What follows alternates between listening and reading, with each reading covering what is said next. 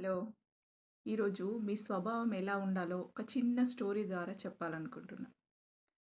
ఒక మహర్షి ప్రతిరోజు ఒక నదికెళ్ళి సూర్య నమస్కారాలు చేసేవాడు.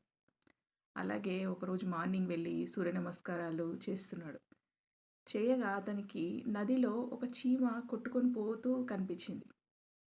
అరే పాపం అనిపించి పక్కనే ఒక నది ఒడ్డు నుంచి ఒక ఆకు తీసుకొని, అది తీసుకొని దాన్ని పట్టుకున్నాడు.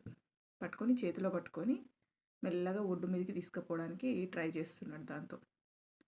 ఆ చీమ ఏం చేసింది, అది ఆ మహర్షిని కుట్టి మళ్ళా చెరువులోకి జారిపోయింది వెంటనే. మళ్ళీ ఏం చేశాడు, మళ్ళీ జారిపోగానే మళ్ళీ తీసి మళ్ళీ ఒడ్డున పెట్టడానికి ట్రై చేశాడు. మళ్ళీ ఒకసారి కుట్టి మళ్ళీ జారిపోయింది. ఇంకోసారి కూడా మెల్లగా తీసి దాన్ని జాగ్రత్తగా ఆకు మీద పెట్టి ఒడ్డు మీద పెట్టేశాడు.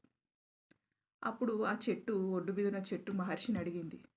అదేంటి మహర్షి, అది చీమ, నువ్వు కాపాడాలని ట్రై చేస్తే అది నిన్నేమో కుడుతుంది. అయినా కూడా నువ్వెందుకు దాన్ని కాపాడాలని ప్రయత్నిస్తున్నావు అట్లా వదిలేయకుండా అని అన్నాడు.